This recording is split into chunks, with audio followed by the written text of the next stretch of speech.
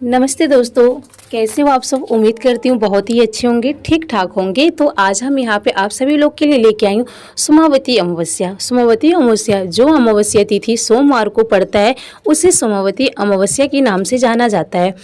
तो आज मैं आप सभी को बताऊंगी कि सोमावती अमावस्या, चैत्र नवरात्र और शिवरात्रि ये तीनों व्रत एक साथ लगातार पड़ रहे हैं, तो आप सब कैसे ये तीनों व्रत कर सकेंगे। आप सभी को छोड़ने की ज़रूरत नहीं है, तो मैं आप सभी को बताऊंगी और साथ में सूर्य ग्रहण के बारे में बताऊंगी। बहुत सारे लोगों के मन में बहुत ढेर सारे कन्फ्यूजन है, तो वो सारे कन्फ्यूजन आप सभी को दूर हो जाएगा इस वीडियो में। तो वीडियो को अंत तक ज़रूर देखिएगा और वीडियो आगे बढ़ने से पहले इस चैनल को सब्सक्राइब कर ले और जो पहली बार आए वो बेल आइकन को जरूर प्रेस करेगा ताकि हर एक नोटिफिकेशन आप तक सबसे पहले पहुंच सके। तो चलिए अब शुरू करते हैं।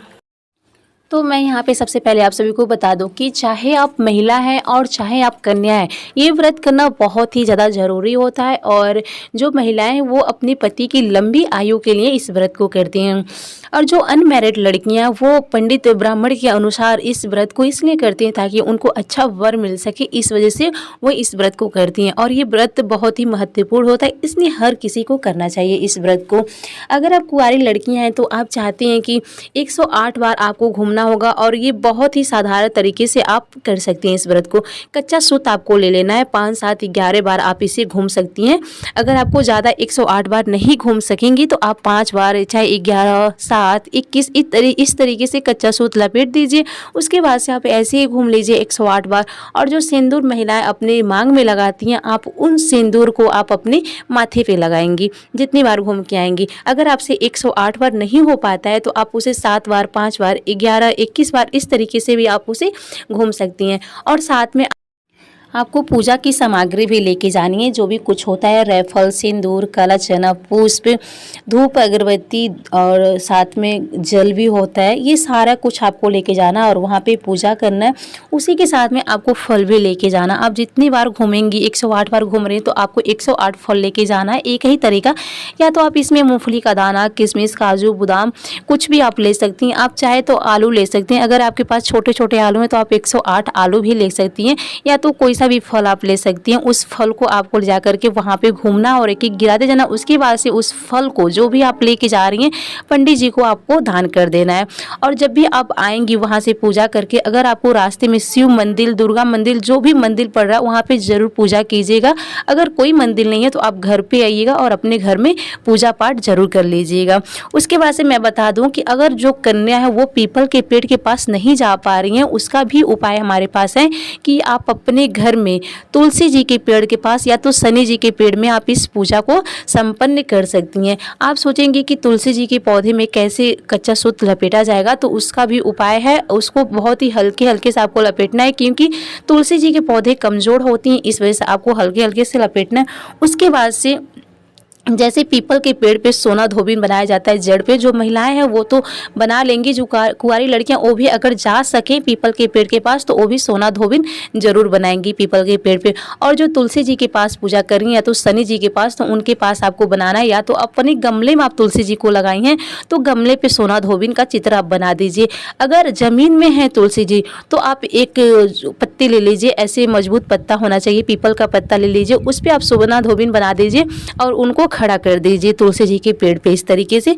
उसके बाद से आप पूजा संपन्न अपना कर सकती हैं। और यहाँ पे मैं बता दूँ कि अमावस्या तिथि को आपको बाल बिल्कुल ही नहीं धुलना है। और आप सभी कुंवारी लड़कियाँ हो चाहे महिलाएं हैं, आपको एक दिन पहले ही बाल धुल लेना चाहिए, और ना ही आपको ऑयल लगाना है बाल में, और ना ही उस दिन बाल आपको धुलना है। तो इस तरीके से आपको पूजा करना है। उसके बाद से आप घी का तेल या तो तिल का तेल का दीपक जलाएंगे, और दीपक जलाते टाइम इस बात को ध्यान रखेंगे कि रुई की बाती नहीं होनी चाहिए। कोई साफ़ सुथरा कपड़ा होना चाहिए कॉटन का, या तो आप किसी चीज़ की बातें बना सकती हैं, कोई धागे की बातें बना करके वहाँ पे जला सकती हैं। और जब आपका पूजा संपन्न हो जाए, आप अपने घर पे आते हैं। अगर आप पूरे दिन का व्रत रख रही हैं तो आप शाम को पूरा पकवान बना करके खा सकती हैं। लेकिन बहुत सारे लोग होंगे कि जो कोई ऑयली पकवान नहीं बनाएंगे, क्योंकि चैत्र नवरात्र भी है अगले दिन, तो वहाँ बहुत सारे लोग नहीं बनाएंगे, क्योंकि बिना कढ़ाई चढ़ाए पकवान नहीं बना सकते हैं। तो इस जगह आप कोई मीठा भोजन बना सकते हैं, या तो आप पराठा बना करके नॉर्मल भोजन कर सकते हैं, या तो आप बिना लहसुन प्याज का शुद्ध भोजन आप ग्रहण कर सकती हैं। यहाँ पे इस तरीके से भी कर सकती हैं। अगर जो व्रत खाना खाकर भी रहना चाहते हैं तो वो भी कर सकते हैं। अगर जो फलाहारी व्रत कर रहे हैं तो उनको भी शाम को भोजन कर लेना चाहिए।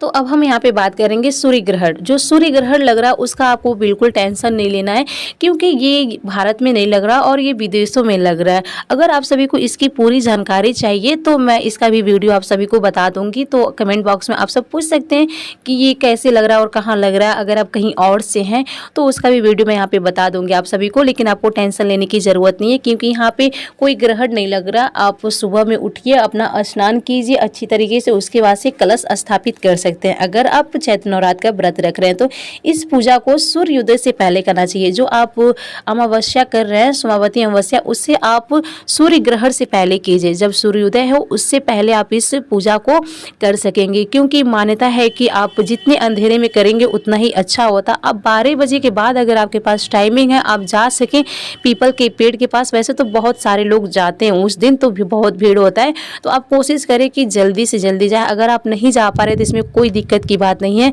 आप सुबह में जब सूर्योदय के बाद भी आप जा सकती हैं, लेकिन कोशिश करें कि उससे पहले चले जाएं, तो ये सही टाइमिंग आपका है सूर्योदय से पहले। मैं यहाँ पे आप सभी को बताऊंगी कि सोमावती अमावस्या, चैत्र नवरात्र और साथ में शिवरात्रि, ये तीनों व्रत आप एक साथ कैसे करेंगे। मान लीजिए 7 को शिवरात्रि, 8 को सोमावस्या और 9 को है चैत्र नवरात्रि, तो ये तीनों व्रत आपको कैसे करना है। पहले दिन सोमावती अमावस्या 8 तारीख को है, उससे पहले शिवरात्रि।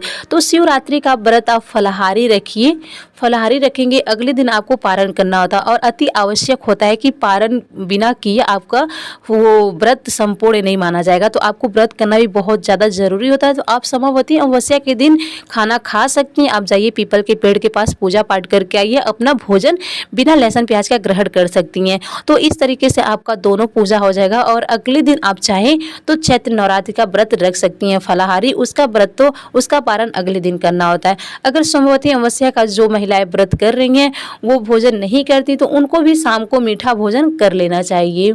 तो इस तरीके से आप अपना व्रत कर सकती हैं। अगर कोई फलाहारी है, अगर वो भोजन नहीं कर रहा है, तो आप चाहे तो शिवरात्रि का व्रत कर लीजिए, उसके बाद से चैत्र नवरात्रि का व्रत कर लीजिए। तो एक आपको बीच में गैप करना होगा। अगर जो पारण नहीं करता हो, जो भोजन नहीं करता हो, उसके लिए। अगर जो भोजन करता है तो वो तो तीनों व्रत इस तरीके से कर लेगा। कि अगर आप सब शिवरात्रि को पार्थिव शिवलिंग का निर्माण कर रही हैं और आपको पूजा पाठ करने के बाद से अगर आप सुबह में व्रत कर रही हैं, सुबह में पूजा पाठ कर रही हैं, तो आपको शाम को विसर्जन कर देना चाहिए। शाम को 4-5 बजे से पहले आपको मतलब कि 3 से 5 बजे के अंदर में आप विसर्जन कर दीजिए। किसी नदी, तालाब, सरोवर में जा कर के उन्हें डाल दे सकती हैं। उसके बाद से अगर आप पार्थिव शिवलिंग की शाम को पूजा कर रही हैं, शाम को व्रत रख रही हैं, तो आप अगले दिन आपको विसर्जन करना होगा। सुबह में 8-9 बजे से पहले आपको विसर्जन कर देना है। तो इस तरीके से मैं आप सभी को पूरी जानकारी दे दी हूँ। तो आप आई होप आप सभी को समझ में आ गया होगा बहुत ही अच्छी तरीके से।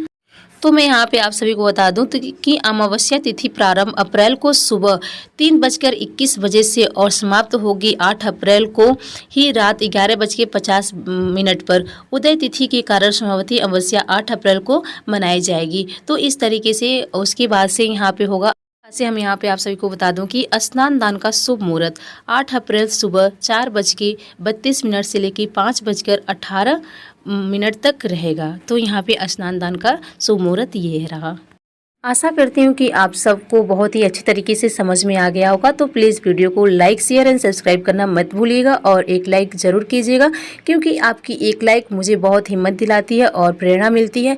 तो फिर मिलेंगे ऐसी एक नेक्स्ट वीडियो के साथ, नेक्स्ट जानकारी के साथ। तब तक के लिए धन्यवाद।